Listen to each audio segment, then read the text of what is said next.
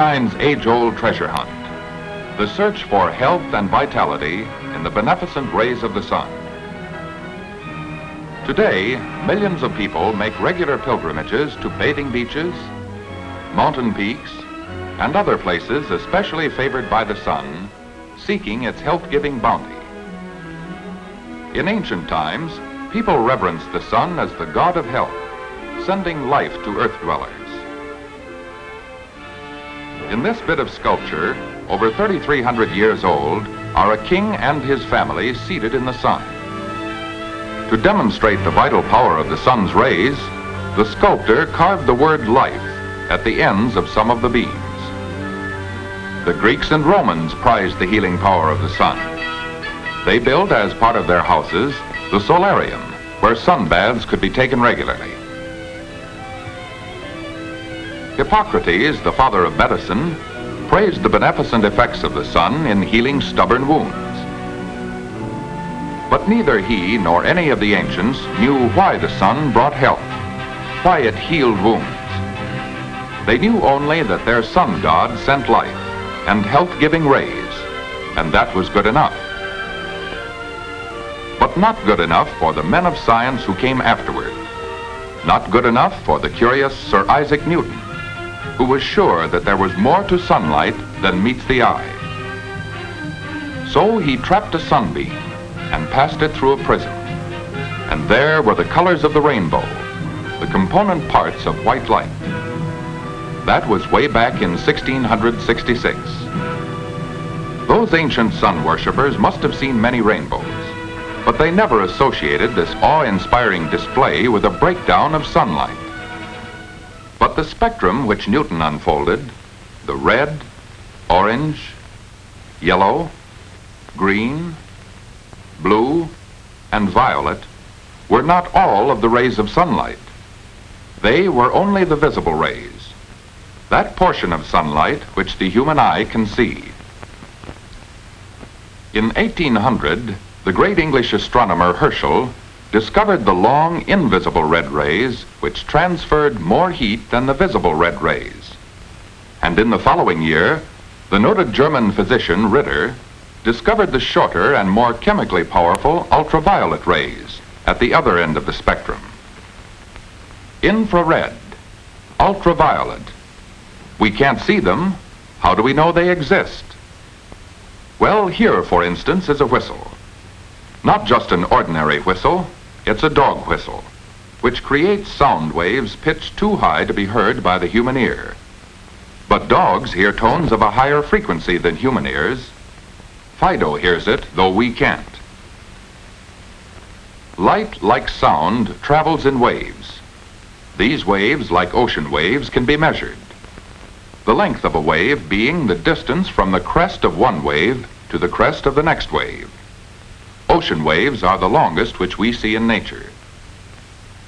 These little ripples are also waves, but their wavelengths are much smaller than the giant ocean waves.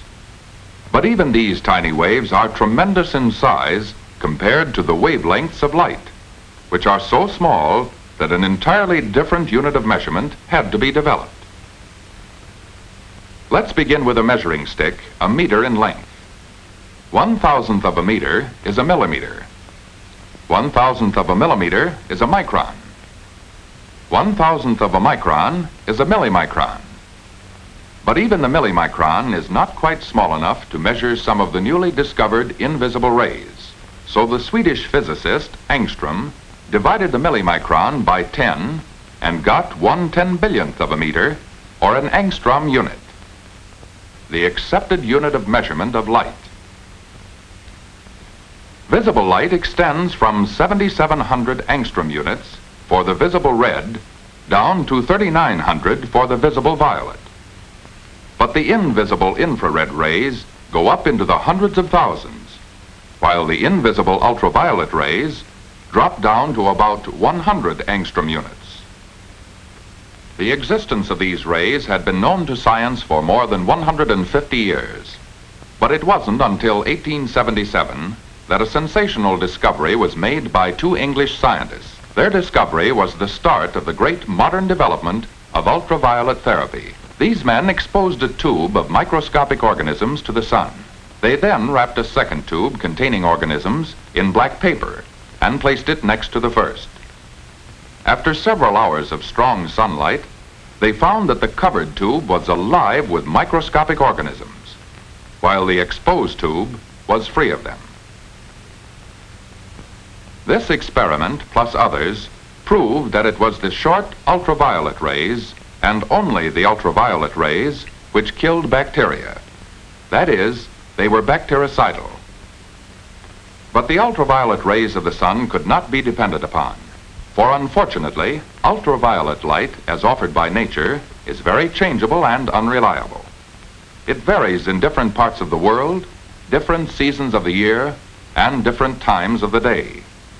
In addition, and even more important, most of the valuable rays are soaked up by the Earth's atmosphere. The long infrared heat rays get through the Earth's atmosphere easily, but only the few ultraviolet rays near the visible part of the spectrum reach the Earth's surface. And those few that do get through are further dissipated by the haze and smoke of modern industrial life. Even the glass in our homes and our modern clothes prevent us from getting any of the benefits of the sun's valuable ultraviolet rays.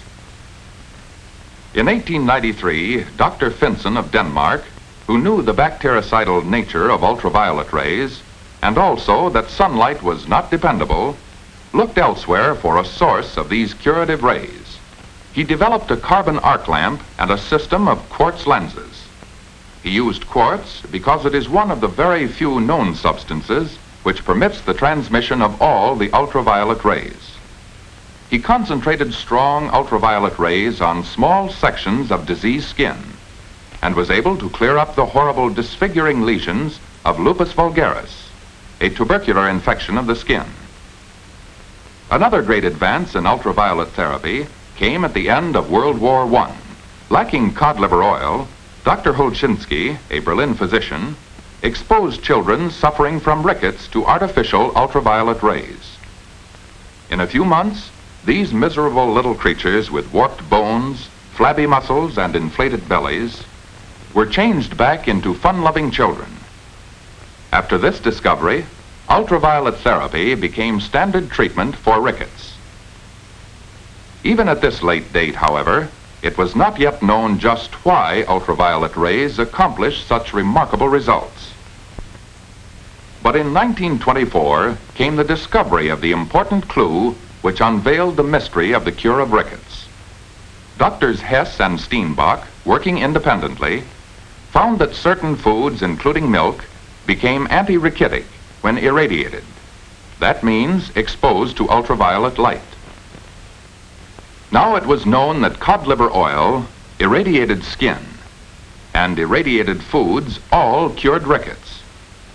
The question was, what did these three entirely different methods have in common?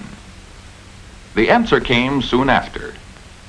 It was vitamin D, the vitamin which promotes the absorption of calcium and phosphorus, so necessary for the building of strong bones and teeth.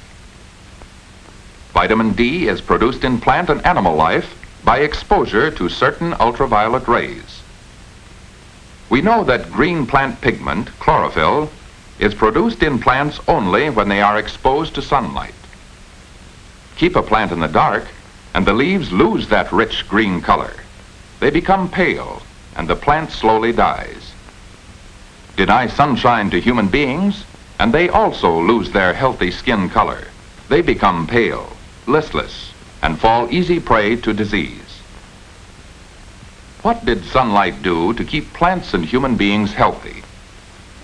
It was found that ultraviolet rays act on a substance in the leaves of plants and in the skins of animals. This substance, known as sterol, is changed to vitamin D. The vitamin D is picked up by the capillaries in the lower layer of the skin. The ultraviolet rays also swell the capillaries so that the blood flows faster and more freely and carries the vitamin D throughout the body. Although these ultraviolet rays are absorbed only by the outer skin, they affect the metabolism of our bodies, the blood formation, the digestive system, the bone structure, and the whole nervous system. Further experimentation established the fact that the ultraviolet rays necessary to produce the reddening of the skin, or erythema, kill bacteria, and cure rickets, fall in that light wave band between 3100 and 2300 angstrom units. And this is the band of rays that became the goal for inventors of ultraviolet ray generators. While the carbon arc, the first of these generators, was useful for therapeutic purposes, it had too many drawbacks. To create the arc, the electrodes had to be made to touch, then pulled apart to form the proper gap. The formation of sparks and ash, the high running expense due to its operation at very high temperature, and the nuisance of replacing burned-out carbons pointed to the need for a better lamp. The early quartz mercury arc was an improvement over the carbon arc. Its value diminished, however, with usage, as the fused-in metal electrodes deteriorated and formed a fine deposit on the inside of the quartz tube. It was this steadily increasing deposit which gradually reduced the ultraviolet ray output through the quartz, until the electrodes eventually burned out entirely. Then, in 1938, an American inventor put his mind to the problem. How could he develop an ultraviolet ray generator which would have none of the disadvantages of the older types? One that would make the sun's health-giving qualities available at low cost to underprivileged men, women, and children who lived in homes rarely reached by the sun's rays. The inventor, Frank Furedi, went to work in a Milwaukee basement. After several years of intensive experimentation, he came out of that basement with a proved theory and an ultraviolet ray generator operating on an entirely new principle, activated by radio waves. A pure quartz tube with no electrodes to deteriorate and burn out, simple in principle and operation, an automatic timing device so that it could be used safely in the home, and at a cost which would make it available to people in all walks of life. But before going to the public with this startling new product, Mr. Furedi gave this lamp the acid test. He submitted it to the American Medical Association, which in turn requested an eminent scientist to test the lamp. Here is the scientist's summary of his many laboratory tests. The Suncraft ultraviolet lamp produces actinic rays of proper quality and sufficient quantity for the production of skin erythema and pigmentation for bactericidal action and for anti-rachitic effects, prophylactic as well as curative. And here's the home of Suncraft, dedicated to the health of the American people.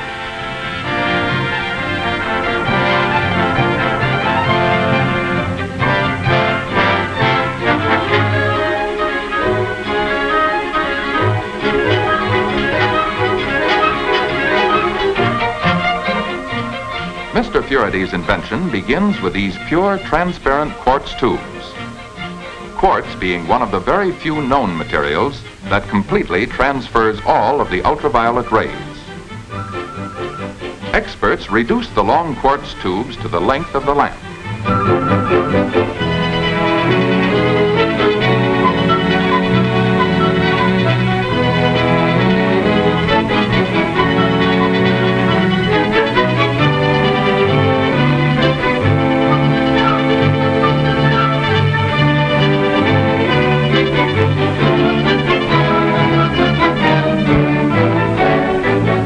To exhaust the air from this tube, a mercury trap is fused to it and the air drawn out. The evacuated tube is now filled with rare gases, and it is then sealed with a drop of mercury on the inside to carry the electronic discharge through the tube. Here's the finished heart of the lamp, a burner without electrodes. No metal wires to sputter away and coat this precious quartz and hold back the vital ultraviolet rays. This sealed tube without wires is placed in a field of radio waves. And here it is, ready to bring its health-giving rays into the dark corners of the world. But not before each lamp gets an exhaustive 48-hour test under these high-frequency radio waves. Oh, the waves are there all right. You can't see them any more than you can see the ultraviolet rays, which are now pouring through these crystal-clear quartz envelopes. But here's a piece of willemite which is sensitive to ultraviolet light. Notice how it glows when it is exposed to the rays. To emphasize the importance of the quartz tube, an experimental lamp was made up of ordinary glass. Very little, if any, of the ultraviolet rays get through to the willemite.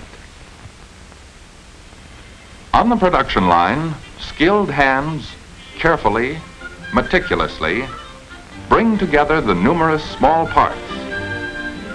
These are hands of people who are mindful of the fact that they are not just assembling a lamp. These nimble fingers are building health, human health. These are not just craftsmen, they are sun craftsmen with a keen sense of responsibility. For in each lamp, they weave the reputation and integrity of suncraft. They are dispensers of health with an unusual pride of performance, inspired by an understanding and kindly leadership.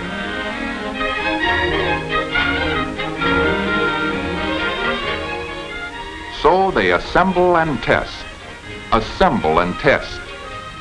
test to make sure that the eventual user will receive the greatest benefits from the vital rays which are to pour into hundreds of thousands of homes.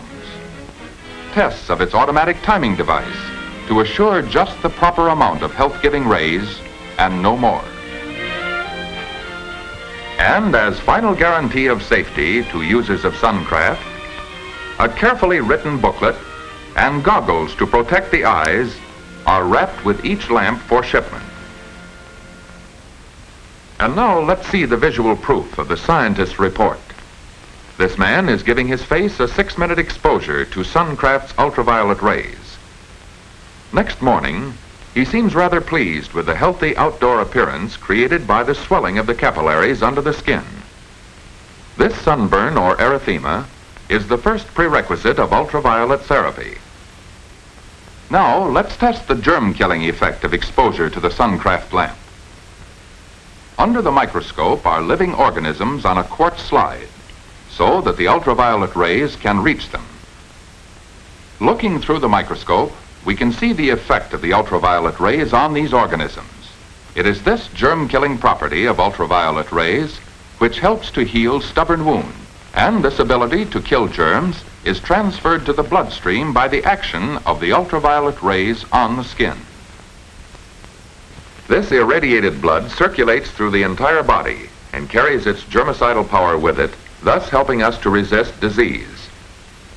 As a result of these beneficial effects of ultraviolet exposure on the blood, an interesting medical technique has been developed to speed up this bactericidal action. Here at Grace Hospital, a measured amount of the blood of a patient is bypassed through a quartz container, where it is exposed to ultraviolet rays and then recirculated throughout the body. This method has proved especially helpful in fighting virus pneumonia. In contrast with this technique of bringing the blood to the ultraviolet rays, a quartz applicator has been developed to carry the rays into the body cavities. Medical science is also using the bactericidal effect of ultraviolet rays in operating rooms. Suncraft ultraviolet ray generators are being used at Henrotin Hospital to kill airborne bacteria, so as to reduce the possibility of infections from operative wounds and to heal incisions more rapidly. Most of the airborne bacteria in a room can be destroyed without danger of overexposure to any of the room's occupants. Now as to the anti-rachitic effects of the Suncraft lamp which the scientist reported. Here are two little brothers, same size, same age, same weight, and same state of health. Both of them will be fed identical meals, deficient in calcium and phosphorus, so as to induce rickets. But the one will get daily ultraviolet exposure from the Suncraft lamp during this experiment. Now, compare the two after a week of the calcium-deficient diet. it's difficult to believe that they are the same age. The little fellow is below par in appearance and shows many of the deformities seen in rachitic children. The ultraviolet rays supplied by the Suncraft lamp made up for the deficiency of the diet in the big brother. As we saw previously, ultraviolet rays activate the sterols in the skin. The vitamin D thus released is absorbed by the bloodstream and distributed around the entire body. The released vitamin D stimulates the absorption of calcium and phosphorus, which are necessary for the building of strong bones and teeth. The United States Armed Forces have long been advocates of ultraviolet radiation. A special Suncraft lamp has been designed for the purpose of irradiating the entire body front and back. These special Suncraft lamps are so powerful that within 4 minutes the entire body is bathed in health-giving ultraviolet rays. These lamps too are equipped with burnout-proof Suncraft quartz tubes, in which the intensity of the ultraviolet rays will never lessen, no matter how often nor how long they are used. In many types of skin diseases due to bacterial infection, ultraviolet rays are of great usefulness. In the Handbook of Physical Therapy of the American Medical Association, we find the following statement. It appears to be the general impression in the medical profession that ultraviolet radiation is of great value in dermatology. Among the skin diseases benefited by ultraviolet therapy are pityriasis rosea, impetigo, psychosis or barber's itch, ulcers and wounds that refuse to heal, psoriasis, and acne. We have seen that many diseases respond to the beneficial effects of ultraviolet rays. But prevention of disease is even more important. The reflector of the flexible Suncraft lamp may be readily detached so as to follow the motions of a wriggling infant. One of the greatest day-to-day uses in the home for this ultraviolet generator is the prevention of disease by building and maintaining good health. The usual peeling of the skin may be avoided by applying a little Suncraft skin cream before exposing the face to the ultraviolet rays. Like the food we eat, these rays are essential to good mental and bodily health. They increase the sense of well-being and alertness of mind and act as a tonic in the winter months. They are as natural and necessary for the skin as cleanliness and fresh air. Ultraviolet rays improve the health of the skin, and a healthy skin is a beautiful skin. Suncraft's tonic effect on the nervous system induces deep, restful sleep in safety. It is the only ultraviolet ray generator designed for the home which does not deteriorate with use. It continues to send its full quota of beneficial ultraviolet rays through its crystal clear quartz year in and year out, effectively and safely. From its humble beginning in a basement, Suncraft is today sending its beneficent rays to all corners of the world. Today, more and more people are stepping out of the shadows, bringing the vital health-giving rays into their homes for happier and more healthful living.